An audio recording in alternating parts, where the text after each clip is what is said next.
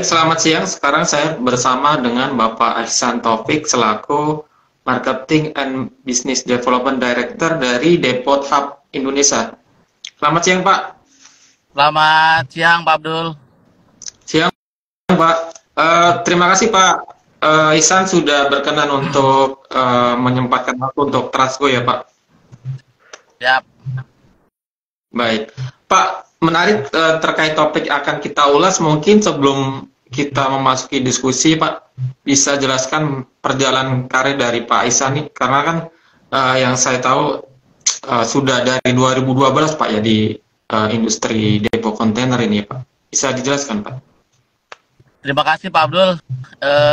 Pada dasarnya untuk meniti karir di dunia perkontaineran atau perdepoan ini sebenarnya sudah di tahun 2007, Pak. Starting lebih awalnya lah. Starting awalnya kita dari 2007 itu benar-benar saya meniti dari nol lah, dari mulai proses dari customer service, dari operasional, dari finance hingga sampai di 2020 lah ya, sampai di 2020 itu benar-benar sampai meniti puncaknya lah, sampai dengan di level sebagai kepala cabang untuk perdepoan di Indonesia lah, terutama di Samudra Indonesia, karena saya berpengalaman di Samudra Indonesia dari sejak tahun 2007 sampai dengan tahun 2020, lanjut lagi sampai tahun 2022 gitu, Pak Abdul.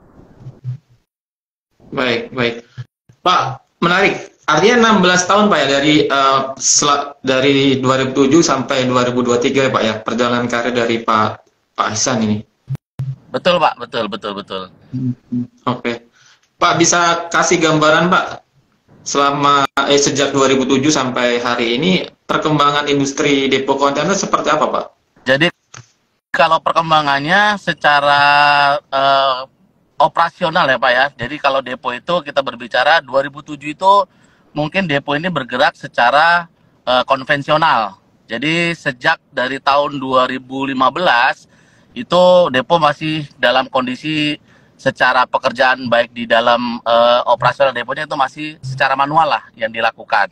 Nah, dari 2015 ke atas ini mulai ada pergerakan dari konvensional menuju menjadi lebih ke teknologi. Ada perkembangan-perkembangan, baik itu dari sisi pembayaran, dari sisi operasional, itu sudah menggunakan semacam aplikasi, sehingga lebih mempermudah bagi kegiatan depo dan mempermudah juga bagi customer, tentunya untuk dari sisi transaksi.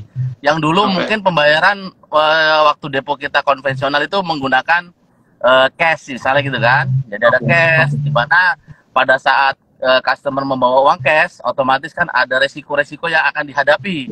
Baik itu dari customer itu sendiri, ada resiko uang hilang atau uang digelapkan oleh oknum. Ada juga bagi depo itu sendiri, ada cash yang ditimbun terlalu besar misalnya kan, sehingga ada potensi mungkin ada oknum yang dalam tanda kutip bisa jadi menjadi isu terkait dengan misalnya uangnya jadi hilang, uang yang collecting tadi. Terus pada saat perjalanan menyetorkan ke bank juga ada resiko kan di jalanan terkait dengan uang cash yang harus disetorkan setiap harinya. Sehingga di tahun 2015 ke atas dengan adanya perkembangan teknologi, nah kita mulai merambah menjadi cashless. Jadi pembayaran itu bisa menggunakan edisi, bisa menggunakan transfer yang sudah kita develop dengan sistemnya yang sedemikian rupa sehingga ada resiko-resiko yang bisa kita minimize, terutama dari sisi finansial lah, bagi customer juga happy karena pembayaran lebih aman karena dilakukan di back office-nya mereka atau menggunakan debit sehingga tidak bisa disalahgunakan lah untuk transaksi tersebut. Begitu sih Mas terkait dengan perkembangannya dari konvensional menuju ke dunia teknologi, ke digitalize seperti itu. Baik. Artinya perbedaan lebih ke bisnis prosesnya Pak. Secara model bisnis tetap sama ya Pak? Secara model bisnisnya masih tetap sama untuk dari sisi pelayanan deponya ya, secara model bisnisnya sama sekali, sama banget. Nah, cuman dari sisi polanya saja yang berubah. Jadi yang tadinya cash, yang tadinya mungkin manual, sekarang sudah menggunakan digitalize. Sehingga ada dari semangatnya depo-depo ini saat ini adalah bagaimana mereduce biaya atau reduce cost. Terkait satu adalah ya terkait paperless ya, yang tadinya kan kita saat ini menggunakan banyak misalnya kayak bon muat, bon bongkar itu menggunakan printing. Saat ini kita nggak perlu menggunakan cukup thermal saja, sehingga ada paperless lah, sehingga itu bisa menjadikan depo ini bisa melakukan saving terkait dengan biaya yang dikeluarkan dalam kegiatan operasional depo. Seperti itu, Mas. Baik, baik. Ketika 2015 melakukan proses transisi digitalisasi, apakah ada semacam resistensi untuk semua stakeholder yang mungkin sudah terbiasa secara manual, Pak? Kalau dari sisi resistensi pasti ada, Mas. Karena kan gini, dengan kita merubah pola yang tadinya konvensional secara manual yang dilakukan oleh beberapa rekanan kita atau bagi customer kita ya, terutama third party, itu ada EMKL, ada tracking, ada freight forwarding ya, yang memang secara customer itu adalah customer directnya depo. Nah, di mana customer ini kan resistensinya adalah mungkin dulu mereka pada saat transaksi dia harus datang ke depo, sehingga kan ada biaya yang dikeluarkan perusahaan untuk BIC untuk mengurus misalnya datang ke depo, kan berarti ada biaya BBM, mungkin ada biaya operasional, nah kan.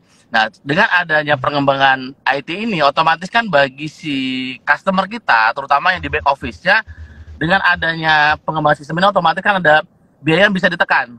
Terutama adalah ya tadi yang ada PIC-nya mungkin banyak, bisa jadi setengahnya, sehingga resistensinya lebih kepada operasionalnya mereka yang tadinya dapat intinya ada satu insentif, sekarang menjadi tidak dapat insentif. Itu menjadi resisten buat si customer lah. Tapi bagi customer happy-nya apa? Karena ada resiko-resiko yang bisa terminimize.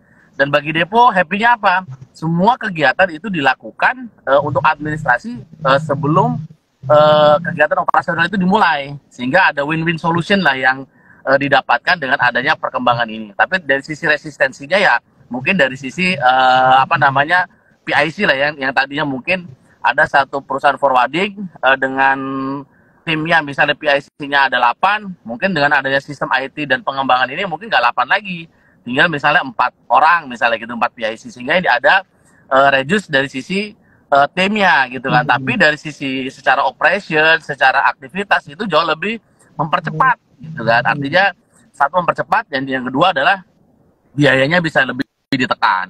Gitu sih, Mas. Oke. Baik. Ketika digitalisasi itu dilakukan, tentu dari pihak customer seperti eksportir atau importir kan punya perubahan juga dari si perilaku ya, Pak. Apa ekspektasi ketika mungkin terjadi perubahan itu, Pak?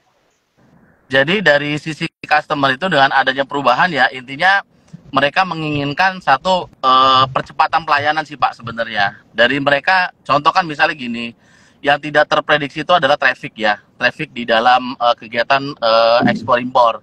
Contoh bagi kita adalah misalnya ekspor. Nah, pada saat dia pick up kontainer, ini kan ada korelasinya antara satu waktu yang dia butuhkan untuk sampai kontainer itu bisa terdeliver sampai ke pelabuhan. Nah, proses ini kan satu adalah proses di depo, yang terutama adalah administrasi. Nah, dengan administrasi itu lebih dilakukan di awal dengan kita kemajuan dari teknologi ini. Jadi ada misalnya payment menggunakan transfer. Terus processing untuk pembuatan administrasi di depo itu dilakukan secara online, sehingga customer tidak perlu datang ke depo nih. Nah, pada saat datang itu si mobil tracking itu sudah dibekali oleh bon muat namanya, bon muat, sehingga di lapangan itu menjadi lebih cepat. Jadi dari mulai masuk ke depo, langsung ke stacking area, langsung dimuat oleh si operator kita, langsung setelah dimuat, langsung dia berangkat ke gudang untuk melakukan staffing. Kan gitu tuh, dari staffing baru full, baru dia bawa ke pelabuhan untuk dilakukan stacking di pelabuhan. Nah, dari ekspektasi inilah yang menjadikan si customer ini bagaimana pelayanan lebih cepat gitu kan. Kalau dulu secara manual, ini kan proses bayar dulu di depo, nunggu dulu, antri, sehingga waktu di depo ini cukup lama gitu kan. Sehingga mengakibatkan apa dampaknya? Dampaknya adalah udah di deponya lama, perjalanannya macet, Ya. waktu tunggu di gudangnya semakin tinggi sehingga ada overtime yang mereka keluarkan. Nah, pada saat dia delivery ke pelabuhan, otomatis sudah ganti hari nih, sehingga dia ada biaya tracking tambahan. Nah, sehingga ekspektasi dari si customer adalah bagaimana nih dengan satu satuan waktu cepat nih, misalnya pagi berangkat sampai gudang siang, staffing, sore atau malam sudah masuk ke dalam pelabuhan, sehingga 1 kali 24 jam itu secara proses bisa selesai. Nah, ini ekspektasi dari customer. Supaya apa? Tidak ada pembengkakan biaya logistik yang harus mereka keluarkan. Sehingga mereka akan mendapatkan satu harga yang logistik yang benar-benar firm, terus dari delivery untuk kargonya itu lebih cepat. Sehingga ini yang menjadi suatu ekspektasi buat mereka ya, buat si customer terutama untuk eksportir, itu yang menjadi keinginan mereka, dan depo harus menyesuaikan itu supaya bisa mensupport si customer ini bagaimana melayani mereka dengan cepat. Otomatis kan kunci utama di depo nih, deponya cepat, otomatis dia langsung cepat delivery ke gudang, gitu sih. Secara ekspektasi seperti itu, Mas Abdul. Berarti ada 2 poin ya Pak, dari sisi percepatan layanan dan cost efisiensinya gitu Pak ya, untuk betul. Baik. Menariknya ketika proses digitalisasi di 2015 itu kan bersamaan dengan isu waktu itu Pak, dwelling time Pak ya, yang waktu itu masih 7 hari gitu. Secara relevansinya apa Pak dengan depo kontainer, apa ada pengaruhnya Pak di situ Pak? Jadi kalau terkait dwelling time, sebenarnya kalau dari sisi depo waktu itu kalau dengan 7 hari ya, artinya depo ini secara ritmenya masih lumayan, secara traffic tidak terlalu tinggi. Karena apa? Karena ada mengendap di dalam depo itu selama 7 hari. Dan kalau korelasi dari deponya sendiri ada waktu yang lebih panjang, karena kan kita juga ada arrangement untuk kegiatan reposition sebenarnya. Nah, dari reposition itu dengan dwelling time 7 hari mungkin bagi depo sih sangat diuntungkan, karena kan kembali lagi tadi ada traffic macet dan yang lain-lain, sehingga kita masih ada waktu yang panjang gitu ya, bagi depo diuntungkan seperti itu. Tapi kalau dari sisi tingkat throughput atau turnover untuk kontainernya itu jauh lebih slow. Karena apa? Karena 7 hari pun masih bisa di depo, sehingga pada saat dia impor nunggu 7 hari baru dia di pick up oleh si importir, baru dikembalikan ke depo. Tapi kalau misalnya sehingga dari sisi depo secara pergerakan tidak fast banget. Akhirnya dia ritmenya mengikutilah di pelabuhan 7 hari ya. Di kita pun akan lebih follow juga gitu kegiatannya. Berarti impact-nya secara depo ya tidak terlalu cepat untuk pergerakannya gitu sih Mas. Oke. Dan dari data hari ini yang klaim dari pihak operator itu kan sekarang sudah mencapai 2,5 hari gitu Pak. Ya. Ini justru apa Pak? Lebih menguntungkan atau sebaliknya Pak dari pelaku depo kontainer Pak? Jadi gini Mas, kalau kebalikannya, kalau dulu 7 hari itu kita lebih secara kegiatan movingnya nggak fast ya, nggak cepat banget. Nah, dengan adanya dwelling time ini cuma 2,5 hari, nah ini membuat depo ini jadi trafficnya lebih padat sekarang. Kenapa? Karena kan benar-benar dari depo ini harus cepat-cepat 2,5 hari harus keluar gitu kan, sehingga dia harus cepat balik ke depo. Nah ini sehingga traffic di depo ini semakin cepat. Makanya dengan adanya dulu yang 7 hari sekarang menjadi 2,5 hari. Nah ini makanya depo berbenah bagaimana depo itu mengimprove dari sisi aktivitas untuk operasionalnya, sehingga kita menggunakan semacam, kalau dari konsep kayak kami nih dari Depo Hub sendiri, kita menggunakan konsep drive thru depo. Tujuannya apa?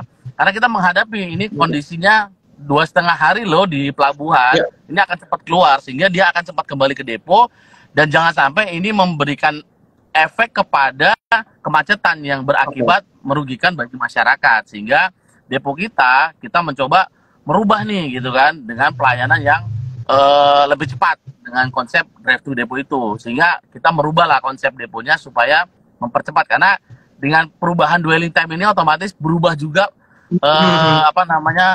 kegiatan di deponya, karena lebih cepat masuk kontainernya dan akan lebih cepat juga secara prosesnya supaya tidak terjadi kemacetan. Nah, kalau deponya tidak siap dengan kondisi ini, ya otomatis kita akan melihat banyak depo-depo teman kita ya pasti akan terjadi kemacetan karena prosesnya masih belum melakukan transformasi yang dari manual menjadi digitalized misalnya seperti itu, sehingga berakibat ya kalau kita lihat akan ada terjadi kemacetan di jalan raya mungkin kan, yang berefek kepada kemacetan di jalan, sehingga banyak stakeholder yang dirugikan lah dari sisi masyarakat, mungkin dari kita sebagai pembisnis ya akan rugi dari sisi waktu, mungkin kan akan dari sisi biaya, itu mungkin akan ada korelasinya ke sana. Seperti itu sih Mas Abdul. Artinya faktanya di lapangan ketika dwelling time justru turun itu menimbulkan kemacetan Pak ya untuk antrian di depo kontainer gitu Pak. Betul. Jadi secara faktanya seperti itu. Jadi semakin cepat dia keluar dari pelabuhan kan otomatis dia akan semakin cepat juga kembali ke depo. Kan gitu, Pak. Jadi lebih tergantung tadi terkait dengan kesiapan depo itu sendiri. Kalau deponya ini bisa mensiasati terkait dengan perubahan atau melakukan transformasi dari yang konvensional menjadi yang teknologi, mungkin akan berbeda nih. Akan lebih cepat dari sisi proses kegiatan untuk bongkar muat atau bongkar di dalam depo itu sendiri. Tapi kalau misalnya belum siap atau belum melakukan transformasi, otomatis akan terjadi keantrian atau kemacetan di depo itu pada saat melakukan kegiatan impor atau pengembalian kontainer dari importir ke depo. Seperti itu, Mas. Kondisi saat ini apakah masih terjadi Pak untuk kemacetan di beberapa titik depo Pak? Kalau saat ini terjadi masih ada beberapa depo memang dengan dia melayani shipping company yang the biggest shipping company ya, terutama shipping company yang peringkat 1, 2, 3, ada beberapa depo juga sudah melakukan improvement sehingga tidak terjadi kemacetan. Ada juga yang masih menggunakan tadi Mas, belum ada perubahan atau melakukan transformasi sehingga sampai saat ini pun, sampai detik ini pun ya masih menyumbang kemacetan di saat ada impor yang misalnya ada kapal besar nih, kapal dengan kapasitas 5.000 TEU misalnya gitu kan, masuk satu kapal ke dalam satu depo dengan ritme waktu tadi dengan dwelling time-nya cuma 2,5 hari nih misalnya, atau 3 hari lah.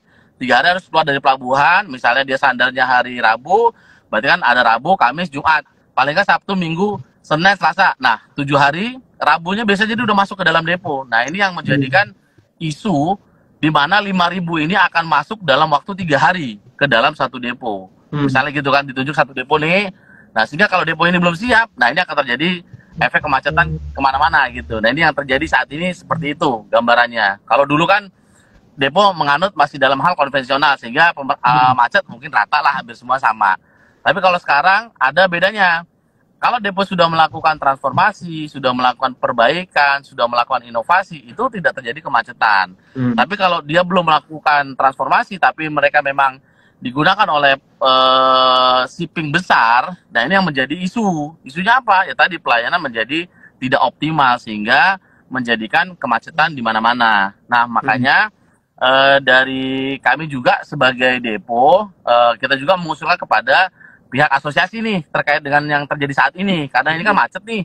Nah, ini bagaimana dari asosiasi itu bisa menyikapi atau bisa menghimbau lah kepada anggotanya untuk melakukan improvement sehingga ada pemerataan secara servis sehingga tidak terjadi kepadatan di dalam satu titik. Karena ini kan yang terjadi ada kalanya satu shipping line di satu titik dan dia fokusnya di satu titik itu tersebut sehingga ini menjadikan macet yang sangat luar biasa. Didukung lagi dengan tidak adanya atau belum adanya improvement atau transformasi dari sisi sistem. Nah, ini menjadi isu yang saat ini belum terselesaikan. Nah, nanti mungkin dengan kita dorong melalui wadah asosiasi depo ini, ASDEKI, mungkin ini bisa menjadi suatu terobosan yang bisa menjadikan suatu pemerataan nih. Mungkin entah pemerataan dari sisi volumenya, entah itu dari sisi servis dan layanannya, mungkin ada standarisasi yang dibuat sehingga kita bisa melakukan perubahan transformasi secara masif sehingga depo-depo yang ada di Jakarta khususnya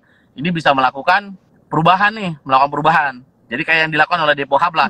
Depo Hub dengan konsep kita drive thru depo otomatis bisa menekan nih semua isu-isu terkait dengan kemacetan. Nah, ini mungkin bisa kita coba tularkan kepada depo-depo yang lain supaya bisa melakukan hal yang sama sehingga sehingga kemacetan atau problem dari sisi yang sudah terjadi dari sisi macet ini bisa teratasi sehingga customer pun bisa merasa happy nih untuk masuk depo gitu kan, karena menjadikan pelayanannya lebih cepat dan lebih sesuai dengan ekspektasi mereka lah, seperti itu Mas. Baik, tapi sebenarnya apakah ada faktor dari sisi lokasi dan jarak antara depo dengan pelabuhan ini Pak yang juga menimbulkan kemacetan Pak? Sebenarnya kalau dari sisi lokasi itu iya Mas, jadi ada kalanya apa namanya, ada kalanya itu dari sisi lokasi itu apa namanya menjadi isu juga, terutama adalah depo-depo yang berada di titik 0 km. 0 km ini dalam artian jalan raya langsung depo. Nah, ini menjadi isu sebenarnya. Karena kalau kemarin dari konsep kita yang sudah kita sampaikan dengan regulator bahwa semua depo itu harus memiliki namanya buffer area. Buffer area ini tujuannya untuk apa? Untuk apa namanya, supaya tidak ada antrian yang berada di pinggir jalan raya. Karena kenapa? Kalau ada antrian di pinggir jalan raya, otomatis akan mengganggu aktivitas masyarakat gitu kan, sehingga dibutuhkanlah buffer area. Dan yang kedua adalah bagaimana dia harus melakukan transformasi tadi sistemnya dan proses dari sisi digitalize-nya, supaya apa? Supaya percepatan proses ini benar-benar bisa bisa berjalan. Jadi kalau antara jarak lokasi dengan pelabuhan sih mungkin tidak ada isu, karena kan pengembalian tadi impornya dilakukan oleh si importir dari pabrik nih Mas, mungkin dari Cikarang, mungkin dari Tangerang, mungkin dari Cibitung ya, sehingga secara jarak sih lebih ke arah sana. Kalau arah pelabuhan ini kan lebih ke arah yang mereka si importir ini kepada atau eksportir yang memang melakukan kegiatan ke pelabuhan. Tapi kalau dari sisi depo, yang menjadi isu adalah kondisi dan tata letak si depo itu sendiri. Kalau contoh misalnya kita nih, kayak Depo Hub ada di dalam kawasan KBN Marunda, di mana KBN Marunda ini melakukan rekayasa lalu lintas, sehingga tidak ada antrian yang keluar di jalan raya. Semua antrian masuk ke dalam kawasan. Nah, itu dibuat rekayasa lalu lintas seperti itu, sehingga tidak menjadi isu atau hambatan bagi si customer lah untuk kepada kita. Gitu sih, Mas. Oke. Sebenarnya kalau dari sisi infrastruktur jalan kan selama 10 tahun terakhir khususnya di Tanjung Priok kan juga cukup pesat ya perkembangannya. Itu juga kurang membantu, Pak. Kenapa, sorry Mas? Ya, dari infrastruktur jalan yang sudah berkembang 10 tahun terakhir itu di Tanjung Priok, apa itu tidak cukup membantu untuk lalu lintas truk di sana, Pak? Oh, justru dengan ada pembangunan sangat membantu sekali, Mas. Dengan adanya tol ini yang dilakukan oleh pemerintah, pembuatan tol dari kawasan intinya dari kawasan misalnya Cikarang, dari Cibitung, entah itu dari Tangerang, yang sekarang aksesnya bisa turun langsung di pelabuhan, ini sangat membantu sekali, sehingga intinya bisa mengurangi kemacetan yang ada di jalan raya. Kalau dulu sebelum adanya jalan tol ini, wah, crowded-nya luar biasa kalau di saat berbarengan antara kegiatan impor, kegiatan ekspor, ditambah lagi ada kegiatan misalnya reposition dari depo ke pelabuhan atau kebalikannya dari pelabuhan ke depo, ini menjadi crowded di trafficnya, di jalannya gitu Mas. Tapi dengan adanya pembangunan jalan raya ini dalam 10 tahun ini, akhirnya ini ya secara traffic relatif bisa terurai. Tinggal ada memang momen-momen tertentu yang membuat kemacetan ya, mungkin secara teknis ya mungkin sistem dalam pelabuhannya, atau mungkin dari sisi pelayanan di dalam pelabuhan, itu aja sih. Kalau dari sisi kajian secara trafficnya untuk yang lalu lintasnya, dengan adanya pembangunan ini sangat membantu dan memang benar-benar mengurai dari sisi kemacetan. Oke. Pak, sebenarnya kalau dari sisi lokasi atau jarak itu, apakah ada jarak ideal mungkin maksimal berapa dari pelabuhan untuk depo kontainer itu, Pak? Jadi kalau kita berbicara depo, itu jarak yang dekat dengan pelabuhan itu jarak yang paling ideal. Itu paling ya sekitar 3 sampai 5 kilo lah, itu idealnya. Kenapa saya bilang ideal? Karena depo ini kan kita melakukan kegiatan, selain kegiatan operasional di dalam depo, kita juga melakukan arrangement tracking ya Mas ya. Tracking ini untuk kegiatan reposition. Repo ini kan pemindahan kontainer empty dari pelabuhan ke depo atau dari depo ke pelabuhan. Sehingga ini akan menjadi satu korelasinya adalah terkait dengan biaya yang harus dikeluarkan oleh depo untuk mengcover kegiatan tersebut, sehingga depo ini semakin dekat dengan pelabuhan semakin bagus. Tapi kalau kaitannya dengan third party atau dengan eksportir importir, itu tidak ada isu. Jadi tidak ada isu antara jarak depo dengan pelabuhan, karena mereka ini kan pick up kontainer di depo kita, langsung dibawa ke Cibitung, langsung dibawa ke Cikarang staffing, langsung dibawa ke pelabuhan seperti itu. Jadi kalau berbicara ideal deponya, ya sebenarnya mendekati kawasan industri sebenarnya bagus juga, tapi ada efeknya adalah costing untuk reposition yang besar.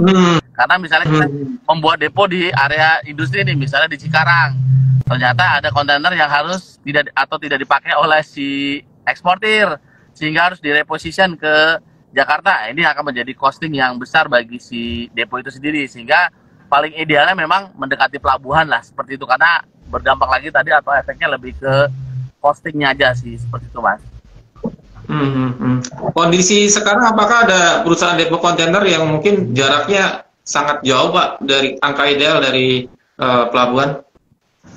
Kalau saat ini ada depo yang sangat jauh juga. Kita ada contoh misalnya kayak di CDP, Cikarang Drayport. Itu juga ada yang operate depo ada operate depo di sana juga. Nah, itu memang problemnya adalah tadi pada saat ada unit kontainer yang tidak diutilisasi oleh eksportir dan idling di sana terlalu lama, sehingga kontainer itu harus direposition ke Jakarta. Itu menjadi high cost bagi si depo itu sendiri. Dan itu saat ini pun ada depo yang mengoperasikan di sana Mas, sehingga ya mereka juga akhirnya bergerilya bagaimana bisa memarketkan kontainer-kontainer yang ada di CDP itu kepada eksportir-eksportir yang ada di kawasan tersebut untuk menggunakan unit-unit yang ada di deponya tersebut. Seperti itu Mas yang saat ini terjadi. Baik, oke. Di luar dari masalah kemacetan, terus soal jarak depo, kan ada juga isu di sisi ketersediaan alat bongkar. Itu seperti apa Pak? Maksudnya tentu dengan misal ada kepadatan, ada volume kontainer yang mungkin meningkat, tentu kan juga harus disesuaikan Pak ya? Betul Mas, jadi selain dari sisi jalan raya, kemacetan dan yang lainnya, memang alat bongkar ini sangat vital ya, sangat menjadi suatu keutamaan dalam sebuah depo, di mana dengan throughput atau turnover semakin tinggi, otomatis alat yang dibutuhkan ini harus menyesuaikan. Contoh misalnya kita kan sekali lifting ini misalnya 1 jam itu dengan menggunakan alat, misalnya kita ambil rata-rata 3 menit atau 5 menit gitu kan. Anggaplah 1 jam itu produksinya bisa 12 box misalnya untuk liftingnya, 12 box. Anggaplah 12 kalau kita kalikan 1 shift atau kita kalikan 8, misalkan 12 kali 8 berarti kurang lebih sekitar 96 box lah dalam 1 shift nih, atau dalam waktu 8 jam, kan 8 jam kita potong 1 jam istirahat ya. Nah, tapi kalau misalnya dengan kondisi 1 hari lebih dari 200, otomatis alat itu harus ditambah. Karena kan tadi kalau kita kapasitas maksimum misalnya anggaplah 100 misalnya 1 alat, ya kalau 200 berarti kan harus 2 alat gitu. Jadi kalau misalnya 300 dalam satu waktu misalnya shift 1, ya harus 3 alat. Karena apa? Karena tadi kalau alat ini tidak support dalam kegiatan tersebut, ya otomatis akan menjadikan proses di dalam depo ini menjadi lama dan akan menimbulkan kemacetan kemana-mana. Karena kan kalau kita lihat mobil ini kan panjangnya anggaplah 15 meter. Dan kalau 10 udah 150 meter gitu kan ya panjangnya. Sehingga ya memang harus benar-benar cepat untuk prosesnya. Selain dari sisi alat, manajemen terkait dengan deponya pun harus benar-benar yang clear gitu, terkait dengan satu, di saat-saat peak season ya harus benar-benar benar-benar sesuai dengan gambaran volume yang akan masuk berapa, sehingga alat ini benar-benar langsung di prepare lah, sehingga di saat ada lonjakan atau peningkatan dari sisi volume, depo itu tidak terkesan baru dadakan lah, ini seperti itu, tapi itu sudah terprepare. Jadi ada misalnya waktu-waktu tertentu, misalnya hari Jumat, setelah habis sholat Jumat pasti akan ada lonjakan volume, itu sudah di prepare sehingga alat sudah ready, tim sudah ready, sehingga pada saat ada antrian itu bisa cepat teratasi. Itu juga perlu ada leader tim yang benar-benar bisa memanage terkait dengan lonjakan-lonjakan volume tersebut, sehingga tidak terjadi antrian yang terlalu panjang dan proses bongkar atau mod yang lama, seperti itu Mas. Dan umumnya apakah semua depo itu menerapkan SL Pak? SL apa ketika melakukan bongkar gitu Pak? Tentunya sih secara standarnya semuanya melakukan Mas sebenarnya. Cuman kembali lagi kepada depo itu sendiri secara manajemennya gitu kan ya. Ada yang memang kita melakukan improvement, tujuannya adalah untuk bagaimana customer ini happy, customer satisfaction lah ya, kepuasan pelanggan. Ada juga memang saat ini ya dengan kondisi bisnis yang ya dengan kondisi bisnis seperti saat ini, ada juga yang ya sudah, yang penting kita jalan aja gitu dengan kondisi yang seperti saat ini, misalnya kan kadang-kadang rame, kadang-kadang sepi, sehingga dia untuk melakukan improvement ya agak enggan juga, bisa jadi seperti itu, sehingga ya prosesnya ada kalanya masih dalam kondisi yang tidak sesuai dengan harapan, seperti itu sih. Oke. Artinya sulit mungkin ketika ada lonjakan untuk SLA itu tercapai gitu ya, Pak? Betul.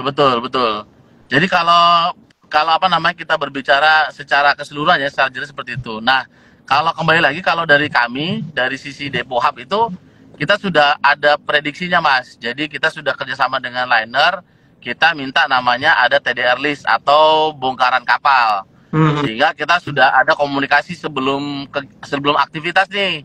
Misalnya setiap hari Senin kita komunikasi dengan pihak liner, kita coba minta gambarannya, volume seperti apa, dan kira-kira kapalnya standarnya di hari apa, dan prediksinya akan kembali ke depo itu di hari apa, sehingga kita bisa melakukan mapping nih, kita mapping secara operasional, baik itu dari sisi alat, dari sisi orang, itu sudah kita mapping. Misalnya contoh, wah ini akan terjadi lonjakan volume di hari Rabu nih, sehingga kalau kita tadi alatnya cuma jalan 2, kita sudah preparation 3, sehingga di saat ada lonjakan yang tinggi, alat langsung jalan 3. Atau kita sediakan 3, 2 kita standby-kan untuk kegiatan ekspor impornya, yang satu lagi kita kegiatan untuk aktivitas yang memang dibutuhkan dari sisi pelayaran, sehingga kita sudah bisa mapping. Kalau dari kami seperti itu, sehingga kita sudah melakukan beberapa inovasi dan melakukan improvement, untuk tujuannya adalah bagaimana menyelesaikan problem yang saat ini berjalan, dan secara general itu berjalan gitu, secara general itu menjadi problem gitu kan, dan ini yang kita coba selesaikan, dan harapannya sih ini bisa menjadi suatu suatu gambaran atau suatu menjadi semangat buat teman-teman yang lain supaya bisa melakukan prediksi, terus melakukan mapping dari sisi aktivitas, sehingga tidak terjadi kemacetan, sehingga bongkar muat pun bisa menjadi lebih cepat dan lebih lancar, dan tidak mengganggu aktivitas masyarakat secara umum. Seperti itu, Mas. Baik. Pak, jika dilihat dari diskusi di awal sampai sekarang, kan banyak isu, Pak, ya, di industri depo kontainer itu. Dan tentunya dari pihak Depo Hub kan menawarkan solusi dengan bisnis model yang berbeda gitu. Apa yang ditawarkan, Pak? Jadi kami ini kan saat ini dengan kondisi depo yang tentunya secara volume ini kan kalau kita lihat ya akhir-akhir dari mulai tahun 2015 sampai ke sini kan pelayaran itu melakukan merger atau menggabungkan diri, sehingga secara volume itu bukan malah meningkat tapi malah turun. Yang tadinya misalnya dulu kan kita ada Mitsui, ada Keyline, ada NYK, sekarang bergabung menjadi satu shipping line namanya ONI gitu kan, ONI. Nah ini secara volume bukan meningkat menjadi banyak. Kalau dulu kan masing-masing misalnya 5.000, kalau kita gabung jadi 15.000. Dan ini tentunya malah tidak menjadi 15.000 tapi malah menjadi misalnya 10.000 gitu kan. Akhirnya turun 5.000. Otomatis yang menjadi efek adalah ya siapa yang akan menjadi korban di sini? Ya ini adalah depo. Sehingga depo ini tidak terutilisasi lah secara asetnya. Kenapa? Karena ditinggalkan secara volume yang tidak sesuai dengan ekspektasi yang diharapkan. Nah, sehingga dengan adanya Depo Hub ini, kita berprinsip adalah bukan sebagai kolaborator. Kita berdiri, langsung kita menjadi kompetitor bagi depo-depo existing atau depo-depo yang sudah berjalan. Tapi justru kita menjadi mitra untuk berkolaborasi. Ya seperti contoh misalnya kita ada hotel yang di-manage by Aston misalnya kan, di-manage by Aryuta misalnya seperti itu. Sehingga kita mencoba untuk menjadi satu depo yang bisa berkolaborasi dengan depo-depo existing. Tujuannya apa? Untuk satu adalah kita menerapkan secara operation tadi, manajemen deponya. Yang pertama adalah melakukan transformasi, melakukan perubahan, sehingga depo ini mendapatkan manfaat secara pelayanan lebih cepat, terus lebih terstruktur, dan customer bisa lebih happy, dan dari resiko-resiko yang dihadapi juga bisa terminimize gitu kan. Dan bagi depo itu sendiri otomatis apa yang didapatkan ya otomatis ada added value nih, peningkatan dari sisi volume, penambahan revenue, dan tentunya penambahan margin untuk mereka. Sehingga ini yang kita galangkan dari sisi Depo Hub ini supaya bisa lebih bisa memberikan kontribusi yang baik lah untuk terutama teman-teman kita di depo-depo yang sifatnya saat ini kan ada depo yang memang diutilisasi secara full, volumenya banyak, ada memang depo yang volumenya rendah, kecil. Nah ini yang kita coba berkolaborasi dengan mereka sehingga kita bisa mendapatkan satu tambahan lah atau satu pemerataan volume lah, intinya seperti itu, sehingga berbagi dengan depo-depo existing yang sudah ada. Ya saat ini kan kita lihat ada depo yang rame banget, ada depo yang sepi banget. Nah ini yang coba kita masuk di tengah-tengah supaya kita bisa melakukan satu pemerataan dan bisa menambah manfaat bagi teman-teman depo yang lain, seperti itu Mas. Baik. Sejauh ini Pak, selama setahun ya Pak, untuk Depo Hub ini running Pak. Betul. Progresnya seperti apa Pak? Jadi kalau dari sisi progresnya, untuk Depo Hub ini dengan jalan setahun ini ya tentunya dengan kita berpartner dengan depo existing yang sudah ada, ya secara progres kita sudah melakukan peningkatan lah ya. Satu, kita masih konsen di Jakarta, dan itu pun kita sudah melakukan beberapa peningkatan, ya perbaikan-perbaikan ya, terutama dari sisi depo existing yang sudah kita kerjasamakan, yang awalnya tidak melakukan open depo itu 247, sekarang kita lakukan 247. Terus tidak dulu dengan HSE, sekarang kita sudah fully dengan menggunakan HSE. Terus dengan sistem yang dulu belum drive-thru, sekarang kita gunakan drive-thru depo. Dulu yang dia masih cash, sekarang sudah cashless. Artinya itu yang progres-progres yang sudah kita capai saat ini yang sudah kita implementasikan di lapangan. Selain itu juga dengan progres-progres yang berjalan secara volume ya kita tentunya sudah ada peningkatan lah, kurang lebih kemarin secara hitungan kita ya ada peningkatan kurang lebih sekitar 300% lah untuk peningkatan secara transaksinya sampai dengan 10 bulan kita berjalan. Dan saat ini pun kita tidak terkonsen hanya di Jakarta, kita juga sekarang akan melakukan open di beberapa cabang yang saat ini sudah berjalan. Per starting November ini kita di Semarang, rencana Desember kita ada di Medan, ada di Surabaya, ada di Lampung lah yang akan kita buka untuk mengembangkan Depo Hub secara nasional. Oke, baik. Satu hal lagi yang menjadi isu di bisnis depo kontainer kan masih adanya perang tarif Pak ya. Tentunya pasti Depo Hub punya solusi nih Pak. Apa yang ditawarkan juga Pak? Jadi gini, tarif ini kan menjadi isu dari dulu sih Pak, hingga sekarang ini masih menjadi isu.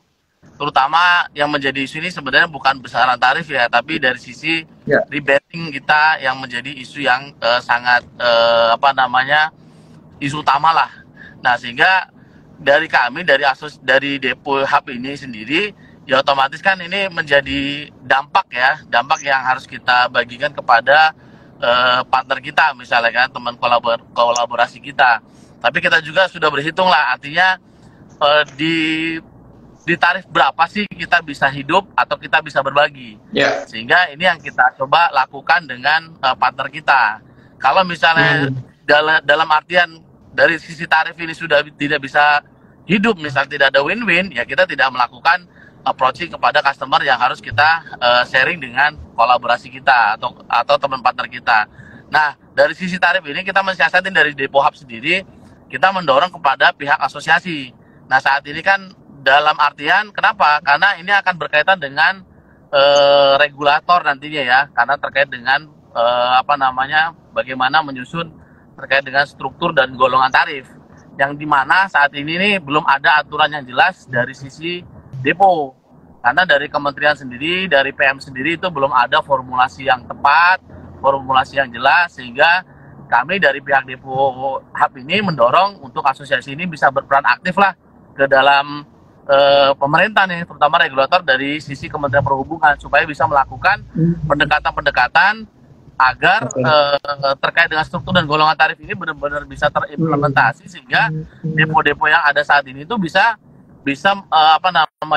bekerja atau bisa melakukan kegiatan operasional itu benar-benar dengan tarif yang sesuai gitu. Kalau saat ini kan kita dibilang sesuai, sebenarnya tidak sesuai gitu kan, karena ada tarif yang kita kolek dengan aktual yang kita terima itu sangat berbeda gitu kan. Ada yang kalanya kita hanya terima 30%, ada kalanya kita terima cuma 25% seperti itu. Sehingga ini menjadikan apa namanya ya, tidak sehat lah dari sisi kegiatan operasional depo, karena dengan tarif yang kita dapatkan kita tidak bisa melakukan investasi atau perbaikan atau melakukan inovasi, melakukan improvement, sehingga berat bagi depo untuk bisa melakukan kegiatan yang bisa memberikan suatu servis atau perbaikan servis ke depan seperti itu. Sehingga kalau dari sisi depo sendiri ya tadi gambarannya adalah ya kita mengklasifikasi mana customer yang masih profitnya bisa kita bagi dengan teman kolaborasi kita dan mana yang tidak. Kalau memang tidak,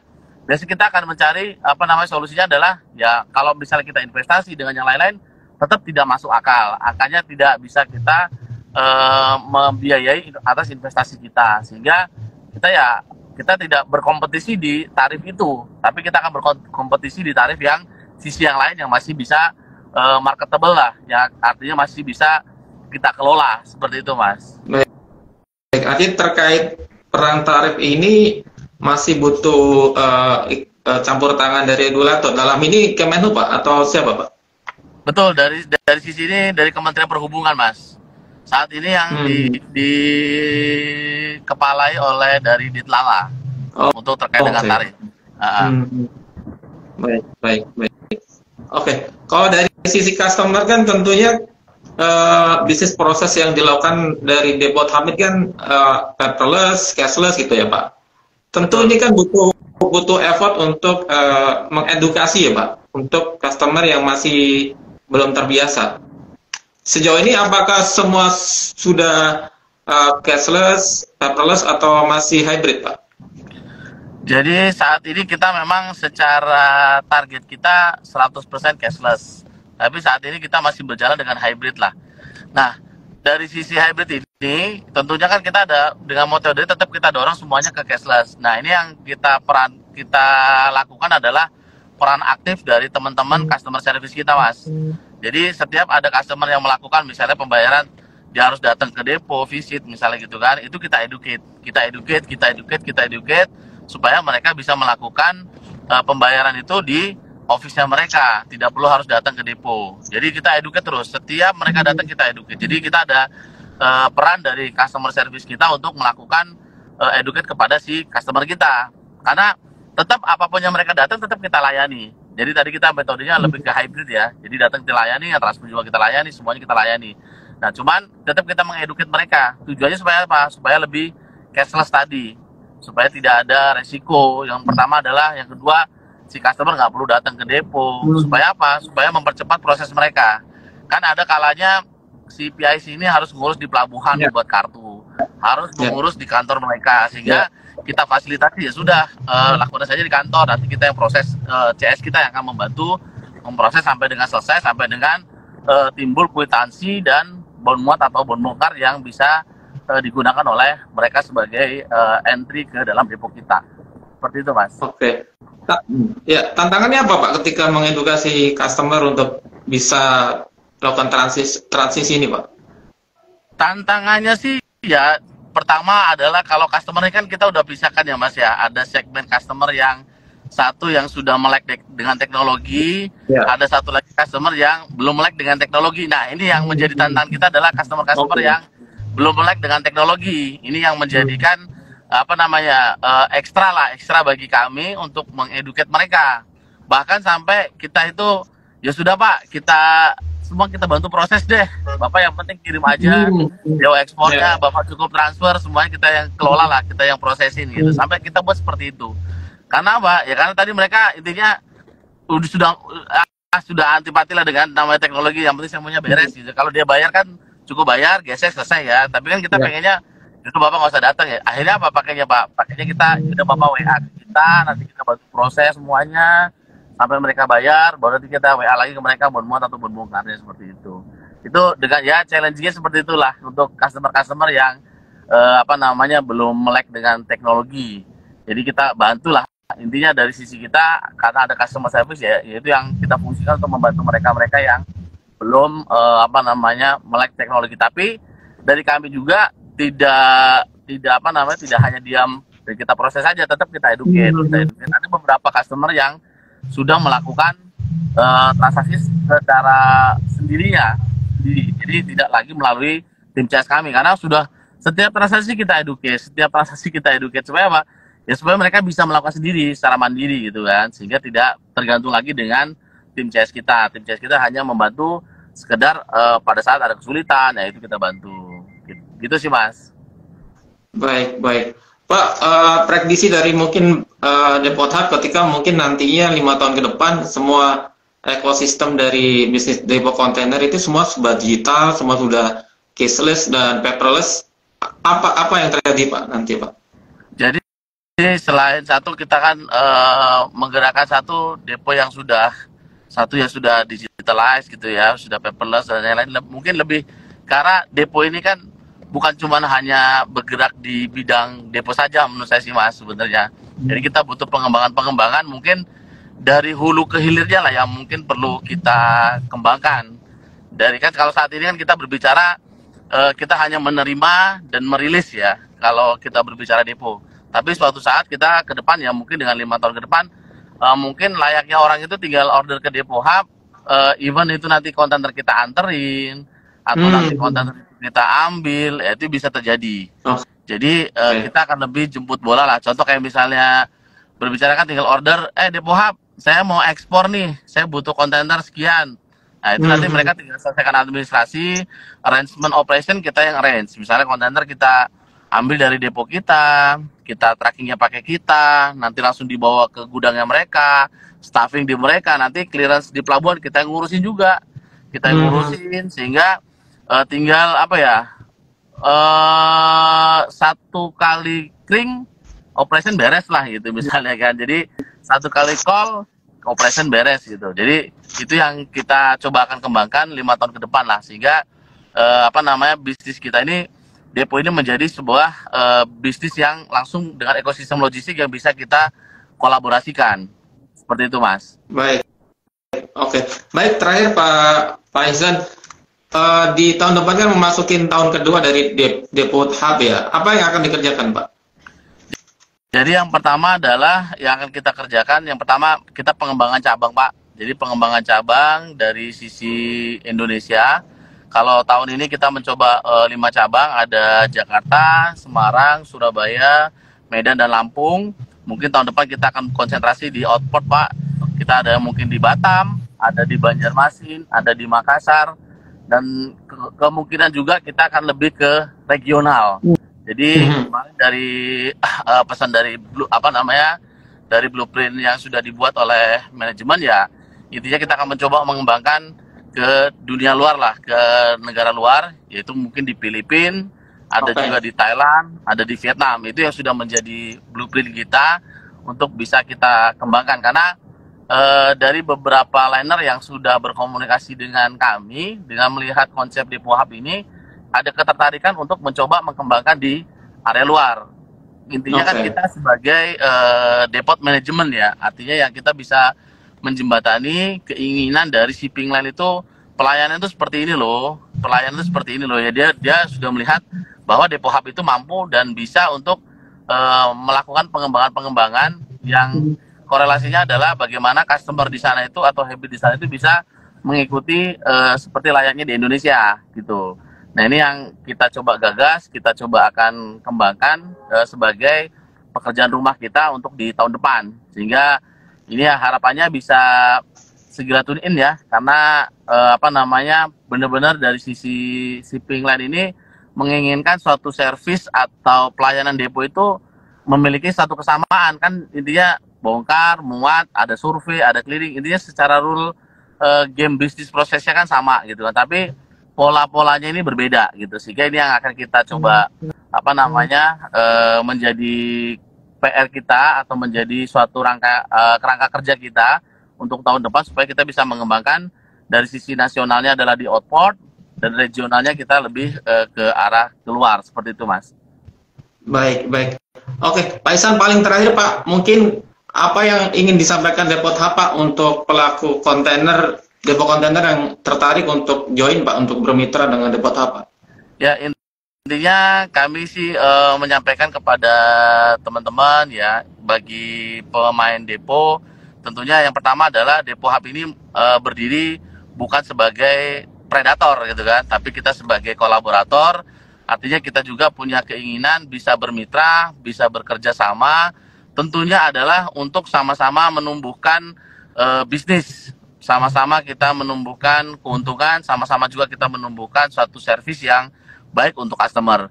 Sehingga bagi teman-teman depo yang kiranya dalam hal bisnis kita sudah saat ini kan kita berbicara bisnis ini mulai down lah ya, mulai turun secara bisnis depo, sehingga kami dari sisi Depo Hub ya intinya pengen mengutilisasi aset yang sudah ada, yang mungkin teman-teman saat ini ada aset yang kurang maksimal atau dari sisi lahan yang kurang terutilisasi secara maksimal, alat juga belum terutilisasi secara maksimal. Nah, ini mungkin kita hadir, kita mencoba untuk berkolaborasi supaya aset-aset yang ada ini bisa termaksimalkan sehingga bisa menghasilkan value yang diharapkan oleh stakeholder atau diharapkan oleh owner, sehingga kita bisa maju bersama, kita bisa maju berkembang. Karena di mana hub ini konsep adalah kita ada satu yang kita bawa adalah satu customer, bisa bekerja sama dengan mitra kita, dengan kolaborasi. Yang kedua adalah sistem, yang ketiga adalah kita memanage deponya, sehingga deponya ini benar-benar kita rubah atau kita lakukan transformasi, kita lakukan inovasi, improvisasi, sehingga bisa memberikan suatu layanan yang lebih, layanan yang baik tanpa harus dengan high investment gitu. Tapi yang jelas kita hanya memoles secara sedikit demi sedikit. Tujuannya apa? Supaya customer ini bisa lebih happy. Jadi dimanapun customer berada, dimanapun customer pick up itu mendapatkan suatu layanan yang sama. Like seperti McDonald lah. Jadi McDonald mau dimanapun berada tetap bisa mendapatkan satu rasa yang sama, pelayanan yang sama, terus dengan treatment yang sama. Sehingga ya kita berkolaborasinya tujuannya seperti itu. Jadi pada saat mungkin deponya A di manage by Hub, deponya B di manage by Hub, sehingga pada saat customer mau ke A mau ke B itu bisa mendapatkan satu pelayanan yang sama, sehingga tidak ada perbedaan. Sistemnya sama, pelayanannya sama, terus waktunya juga sama. Ya ini yang sehingga akan menjadikan customer ini lebih happy dan bisa memenuhi ekspektasi mereka, yang tentunya akan bisa menjadi suatu keuntungan bagi pelaku depo. Karena semakin cepat, semakin sesuai ekspektasi mereka, otomatis deponya akan semakin diminati oleh customer, dan itu bisa menjadi tambahan value buat depo yang bekerja sama dengan Hub. Mungkin itu, Mas. Oke, artinya dari pelaku depo kontainer ini tidak perlu takut bahwasanya kehadiran dari Depo Hub ini sebagai ancaman, justru sebaliknya Pak, jadi peluang Pak buat mereka ya Pak. Betul, betul. Jadi jangan khawatir bahwa Hub ini akan menjadi suatu ancaman buat mereka. Justru kita datang ini untuk menjadi partner bisnis, untuk bisa saling menguntungkan. Jadi bukan kita merugikan, tapi kita justru saling menguntungkan buat teman-teman pelaku depo. Seperti itu. Baik. Oke, terima kasih atas waktunya Pak Ihsan. Sukses untuk Depo Hub Pak. Siap, terima kasih Mas Abdul atas fasilitasnya. Terima kasih. Baik. Dan sukses selalu Mas. Siap, sukses Pak. Selamat siang. Assalamualaikum. Selamat siang Mas. Waalaikumsalam warahmatullahi wabarakatuh.